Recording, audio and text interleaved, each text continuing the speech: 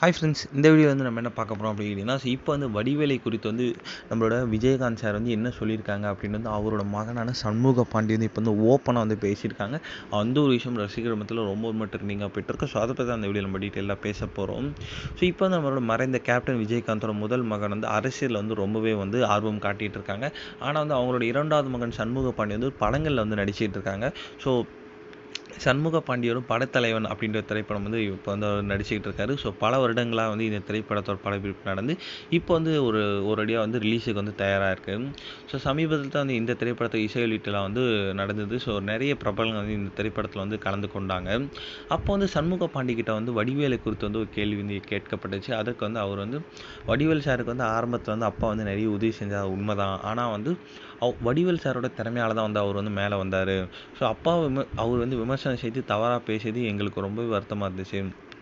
Vadivel sir எப்படி அப்படி பேசலாம் அப்படின்ட்டு வந்து அப்பா முதல்ல வருத்தப்பட்டார்.